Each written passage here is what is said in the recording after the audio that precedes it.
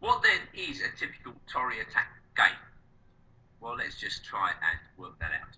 The first game I'm going to show you comes from the Hogerveen Open, played in 2006. And playing white in this game is Yuri Piskov, who's graded 2450, so a strong internationally rated player.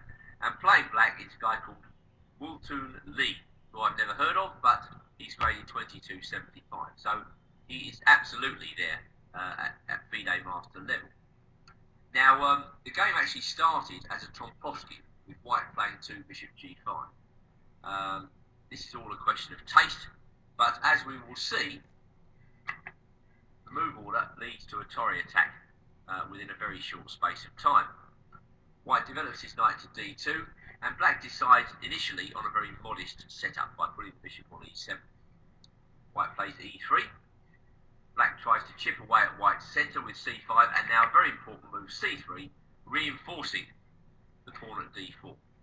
In general, the pawn triangle e3, d4, c3 not only affords white's centre a great deal of solidity, it's going to work very well and harmoniously with the white bishop which is about to appear on d3. So after a couple more moves, we definitely see a very characteristic Torre attack set up with black playing d5 and now white playing his bishop to d3. So white has developed all his minor pieces extremely effectively and harmoniously. White has a couple of plans available in this position. He can think about preparing the move e4, or more characteristically, he thinks about sticking the knight in on e5, and behind that knight, he hopes to mount a kingside attack. Now in this game, Lee went knight d7, which is rather unusual, but basically black is angling to exchange off the dark square bishop, and white doesn't play ball.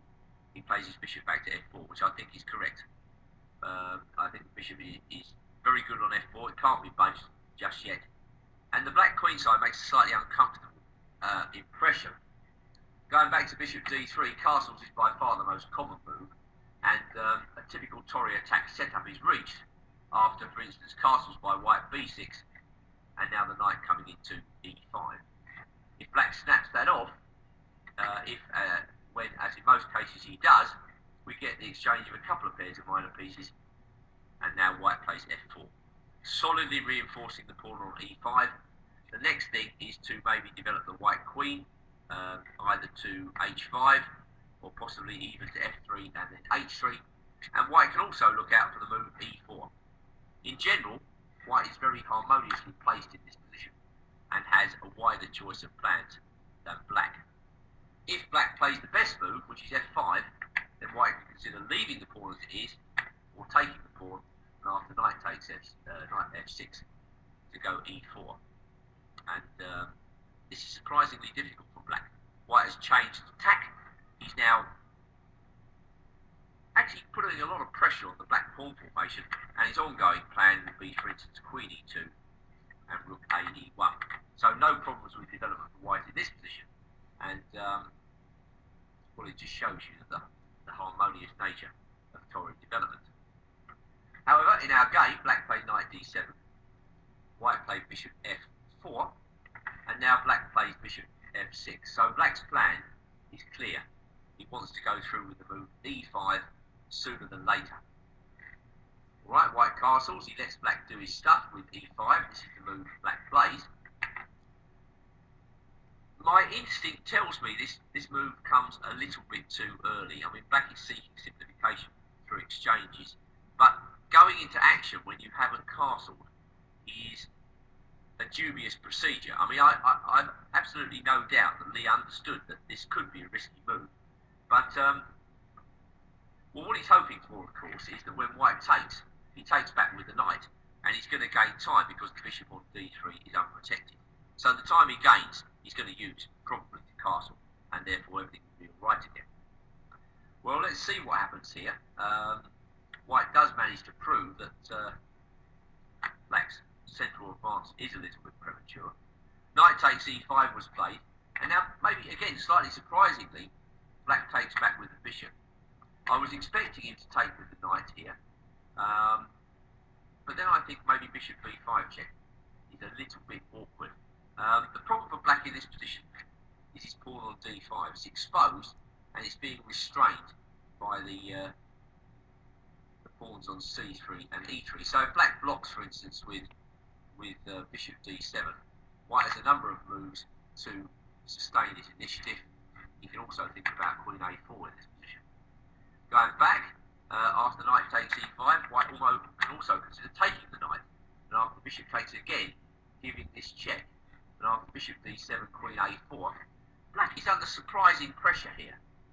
Those central pawns are hanging, and we can quickly see the bishop takes b5, check, queen takes b5 doesn't help because the pawn on c5 is going down the tubes. So what actually does black play in this position?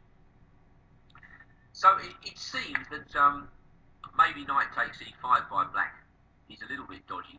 Maybe it's a point that Lee didn't appreciate when he went for all this. So he decides to take with the bishop. And Piskov seizes the moment to put his queen on h5. And of course this move not only hits the bishop on e5, it prevents black from castling due to the mate on h7. So Lee played his queen out to f6. White came back to g5 for the second time. Queen e6, and now f4. Going active at just the right moment. I mean, white's castled, black hasn't. Black's given no time to play queen g4 and relieve his position. And white just keeps hammering away at black's position now, until basically black falls down. I mean, that's what it boils down to.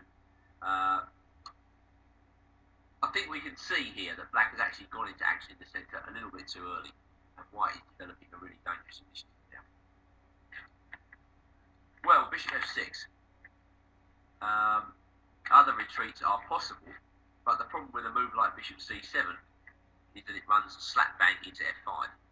Queen g4 is prevented, the e3 pawn is protected, and white is continuing to hammer away with the move f6 next, forcing dark square weaknesses on the king side.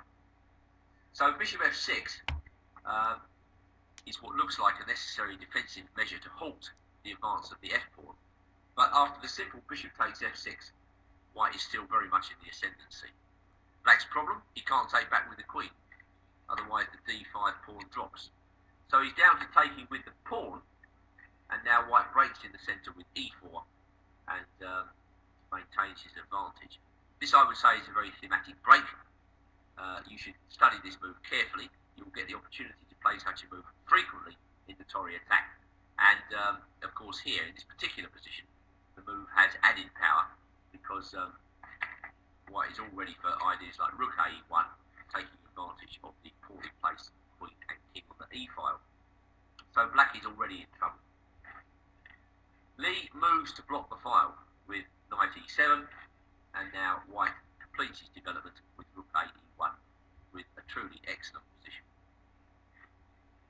Queen b6, a rather desperate looking bid for counterplay, but of course white's got to watch out for the discovered check, winning his bishop. He plays rook f2, a useful move in many cases. It defends along the second rank, it blocks the check, and that rook will come to e2 at the drop of a hat, after which the knight on e7 would really start to feel rather embarrassed. It's interesting white plays this move as opposed to king h1. I think he's got very constructive ideas for this rook. c4, bishop c2, and now another really desperate move by black. I don't think that black can see what to do here, I really don't. I mean, I think taking on b2 is more or less suicidal in a position like this. You simply aren't going to be able to get away with a move like that. And, well, it could well be that white can even sacrifice a piece temporarily with e takes d5, queen takes c2, and now rook e2. And what is black to play in this position? He really is in trouble. Rook takes e7 is a lethal threat. So going back to the game, after bishop c2, black castled. And that is, obviously, a disastrous looking move. E takes d5, but Lee's intention was to try and block with the knight on g6. f5, perhaps slightly surprising. White closes the diagonal of the bishop on c2, but we will soon see what white's point is. Black goes knight e5, and now the beautiful move, rook takes e5. This was the point of the combination. If black takes that, f6 is just a complete killer. Queen takes h7, mate, is threatened. Also queen g5 and then queen g7 are two devastating threats. So after rook takes e5, black was down to queen takes b2. But after the simple move, knight f1, there was nothing left for black other than to resign. He can't take the rook for the reasons described earlier. If he takes the pawn, well, white can simply retreat the rook to e3, and he gets his winning attack anyway. On top of that, he's a piece up. So that's what can happen to black, and it confirms the Torre as a very good system for white to employ. Piskov did nothing spectacular in this game. He more or less just developed his pieces, and then he started the attack at the right moment with all his pieces in active play. I'm not sure what could be simpler than that. And he beat up a very strong opponent as well.